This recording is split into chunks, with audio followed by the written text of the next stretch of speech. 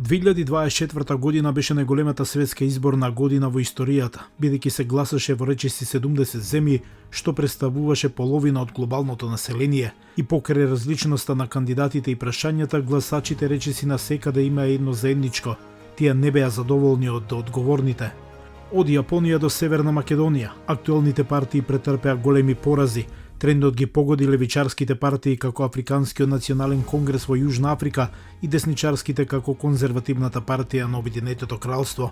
Наместо да се движат во која било политичка насока, гласачите ја казнуваа секоја партија што беше на власт со она што тие го сметаа за период на глобална нестабилност и влошување на економските услови за обичните луѓе, покажуваат повеќе анализи.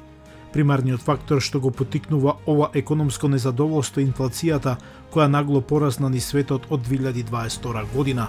Таа година нарушувањето на меѓународната трговија од пандемијата беше надополнета со руската инвазија на Украина, испраќајќи шок преку синџирите на снабдување и зголемување на цените за многу потреби и стоки за широка потрошувачка. Додека инфлацијата е само еден дел од целокупната економска слика, студиите покажаа дека таа игра огромна улога во перцепцијата на луѓето за здравјето на економијата поради нејзината непосредна видливост. Ова е случај дури и кога другите показатели како невработеноста и релативниот раст на БДП-то се добри, или кога една земја има добри резултати во однос на другите. И иако трендот на глобалната инфлација не беше поттикнат од некоја политичка програма или економска политика на национално ниво, сепак се обвинуваа владеачките партии во секоја земја. Во многу земји, вклучително и САД, Сенегал и Шри-Ланка, владеачката партија ја отстапи контролата на опозицијата, во други пак, како што се Индија и Франција, актуелните партии загубија претенички места, но останаа на власт со коалицирање со други партии.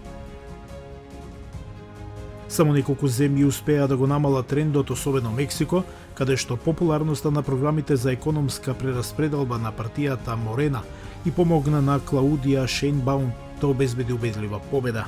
Во последниве години демократското назадување на меѓународните избори и глобалната промена кон десничарскиот популизам загрижија многу експерти. Но резултатите од 2024 година сугерираат помалку идеолошко објаснување. Гласачите едноставно беа незадоволни од политичкото статус кво и избраа нешто друго, што и да се случи.